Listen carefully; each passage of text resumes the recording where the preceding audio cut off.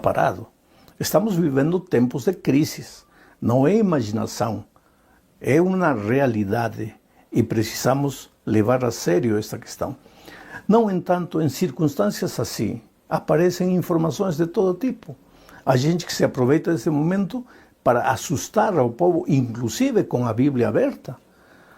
Uma menina de 14 anos, se imaginam, 14 anos de idade, uma criança praticamente, me escreve esta carta desesperada. Ela acha que o mundo está acabando, ela quer morrer, ela acha que está perdida, que já não tem mais esperança para ela. Então, eu decidi abrir a palavra de Deus e ler qual é a mensagem que Deus tem para seu povo neste momento. Então, permita-me ler Marcos capítulo 4, versos 35 ao 40. Diz assim: Naquele dia, sendo já tarde, disse-lhe Jesus: passemos para outra margem. E eles, despedindo a multidão, o levaram assim como estava, no barco, e outros barcos o seguiam. Ora, levantou-se grande temporal de vento, e as ondas se arremessavam contra o barco, de modo que o mesmo já estava a encher-se de água. E Jesus estava na popa, dormindo sobre o travesseiro. Eles o despertaram e lhe disseram: Mestre, não te importa que pereçamos? E ele, despertando, repreendeu o vento e disse ao mar: acalma-te, emudece. O vento se aquietou e fez-se grande bonança. Então lhes disse: por que sois assim tímidos? Como é que não tendes fé? Esta história é uma história que traz lições extraordinárias para o momento que nós estamos vivendo. Aquele dia, diz o texto. Que dia? Aquele dia que Jesus apresentou as parábolas do reino, a teoria da fé. Esse mesmo dia, quando chegou a noite, ao entardecer, porque te digo uma coisa, as coisas podem ir bem, maravilhosamente bem, mas a noite chega. Assim como o dia é real, a noite também é real. E quando chega a noite, chega o frio, chega a escuridão, as trevas, e muitas vezes chega o temor e o medo. Aquele dia. Durante o dia, Jesus tinha ensinado a teoria da fé. À noite, ele precisava ensinar aos discípulos a prática da fé. Porque o Evangelho não é apenas teoria. O Evangelho é teoria e prática. Você conhece intelectualmente o que Jesus disse, mas você precisa viver na vida real o que Jesus disse. Eles precisavam aprender a confiar em Deus em meio das dificuldades, em meio das provações. Aquela tempestade lá no Mar de Galileia não era uma ilusão, não era uma fantasia. Era uma tempestade real, como o problema real que o mundo está enfrentando nestes momentos. Mas, faço uma pergunta. Jesus sabia que aquele vento estava esperando pelos discípulos? Sabia, claro que sabia. Jesus é Deus. Então, por que levou eles para lá? Volto a repetir, para que a teoria que ele tinha ensinado durante o dia, agora fosse aprendido pelos discípulos na prática. Ora, a noite estava escura. O texto bíblico diz que as ondas eram tão grandes que a água estava entrando no mar, e estava entrando no barco, e o barco estava já anegado, quase para afundar. Para os discípulos gritarem de medo. Para os discípulos buscarem o Jesus desesperados. Aquela tormenta deve ter sido muito grande, porque os discípulos eram pescadores, homens feitos no mar. Não era uma tempestade qualquer que assustaria eles. Mas aquela noite eles estavam assustados.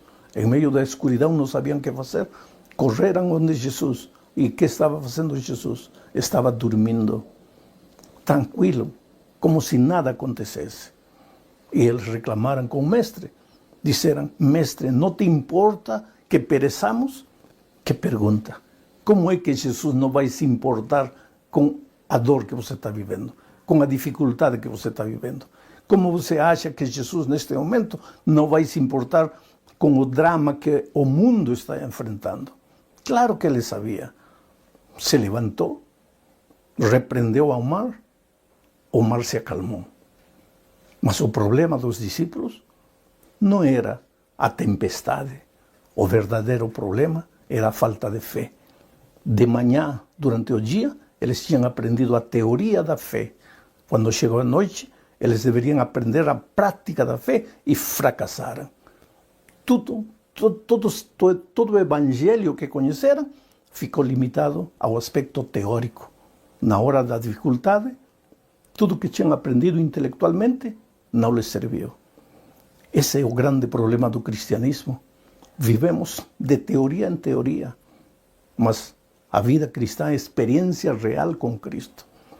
É enfrentar a vida, as circunstâncias da vida, acompanhados do Senhor Jesus. Eu quero mencionar 3 pensamentos neste momento, tirados desta história.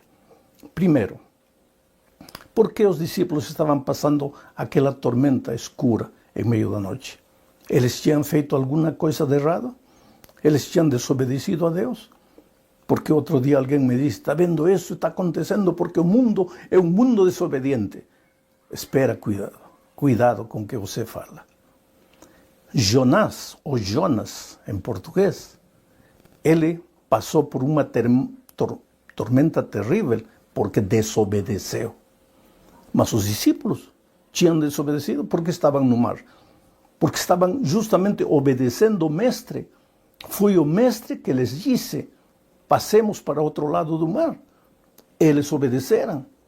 E, no entanto, estavam agora enfrentando dificuldades. Quer dizer que se você desobedece, podes enfrentar as dificuldades desta vida. E se você obedece, também podes enfrentar as dificuldades da vida. Por quê? Porque vivemos um mundo de dor. Este mundo não é nosso lar. Estamos caminhando em direção do nosso verdadeiro lar, do lar do Pai, de onde nunca deveríamos ter saído. E neste mundo, pois, há enfermidade, há doença, há tristeza, há solidão, há traição, há violência e a morte. Mas Jesus nunca deixa os seus discípulos. Por que eles não deveriam ter medo aquela noite? Em primeiro lugar, porque Jesus tinha prometido que eles chegariam do outro lado do mar.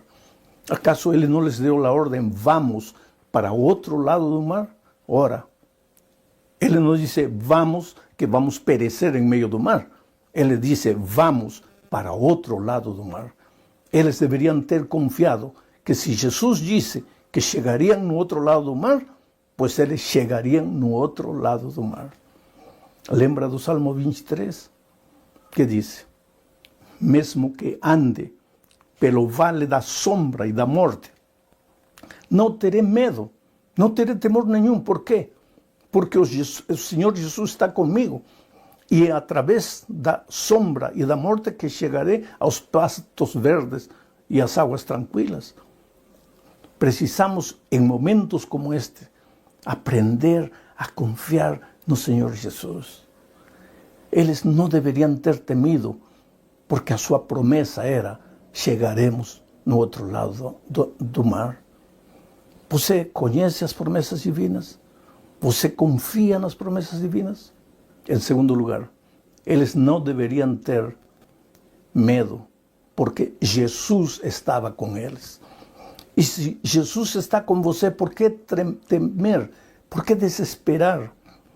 Por que achar que agora chegou o fim do mundo e você está perdido? Por quê? Deposita em Jesus sua esperança. Claro que estamos vivendo em momentos difíceis. E claro que tudo que estamos vendo anunciam que o dia da volta de Cristo está chegando. Se lemos Mateus 24, veremos todas as sinais da volta de Cristo. E Jesus disse, quando você perceber todas estas coisas, preparai-vos, porque a promessa está perto, a vinda de Jesus está próxima. Mas por que você tem que se desesperar? Por que tem que entrar em pânico? Porque talvez você não aprendeu a confiar em Deus. Então, este lugar, este momento, as circunstâncias que estamos vivendo, em lugar de levar para você desesperança, medo, terror, pânico. O que tem que levar para você é o desejo de buscar a Jesus, de conhecer melhor ao Senhor Jesus. Em terceiro lugar, por que eles não deveriam ter tido medo aquela noite? Porque Jesus estava dormindo. E Jesus nos disse que ele veio para nos dar exemplo. Ele estava dormindo em meio da tormenta. Nós também podemos dormir tranquilos, em paz, em meio das dificuldades, em meio do pânico. Não precisa de entrar em desesperação. Agora chegou o momento de você provar que o evangelho que você conhece não é apenas teoria, é realidade e prática. Tem que ter paz no coração, saber que está seguro nos braços do Senhor Jesus. E se alguma coisa precisa ser ajustada em sua vida, pois ajuste as coisas com Deus. Volte os olhos para Deus, confie nele. Eu sempre digo, você é a coisa mais linda que Deus tem neste mundo. Neste momento, acaso Deus se esqueceu de você? Olha a pergunta que os discípulos fizeram ao Senhor quando foram e acordaram ele, que estava dormindo. Senhor, não te importa que pereçamos? Como é que a Jesus não vai lhe importar a tua situação, se Ele te ama? Ele te conhece, Ele sabe quem é você. Por favor, querido, nestes momentos, enfrenta tudo que venha, mas enfrenta com fé, com a segurança de que teu coração, de que tua vida está nas mãos de Jesus. Eu vou te contar uma experiência minha, personal, que aconteceu há muitos anos atrás. Eu era um jovem pastor. Minha esposa estava esperando o nosso primeiro filho. Eu me estava afundando no mar. Eu já tinha tragado água, já estava me afundando. Eu vi a morte de perto, mas quando olhei para a praia, lá estava minha esposa, com meu primeiro filho na barriga. Então clamei a Deus, Senhor, eu preciso ver meu filho, eu não posso morrer. Eu não posso deixar essa mulher com um filho sem pai. Por favor, Senhor, me salva. E não sei o que aconteceu, eu afundei. Mas quando acordei, eu já estava na praia. A equipe de resgate tinha chegado. Joguei muita água dos que tinham tragado, mas aqui estou eu. Ao longo da minha vida, tenho sentido a mão poderosa de Deus. Trabalhei 3 anos na Amazônia. Muitas vezes, à mercê das feras, dos insectos, da escuridão, perdido. E, no entanto, aprendi a desenvolver a confiança em Deus. Saber que nunca estou sozinho, que as coisas podem parecer escuras, que desde o ponto de vista humano tudo pode parecer perdido, mas quando tudo parece perdido, Deus sempre está presente. Esta tormenta que o mundo enfrenta vai passar. Vai passar. Agora não pense que porque vai passar, não é uma mensagem que Deus nos dá. A mensagem é, filho, acorda, desperta, acerta a tua vida comigo. Aprende a viver a teoria do Evangelho. Aprende a confiar em mim, em meio da escuridão, em meio da enfermidade. Que Deus te abençoe ricamente. Eu quero fazer uma oração por você. Oh Pai querido, em muitos países as pessoas estão ouvindo esta mensagem. A palavra está chegando ao coração delas. Eu te suplico que em meio da turbulência que o mundo vive, a esperança brilhe no coração de cada filho teu.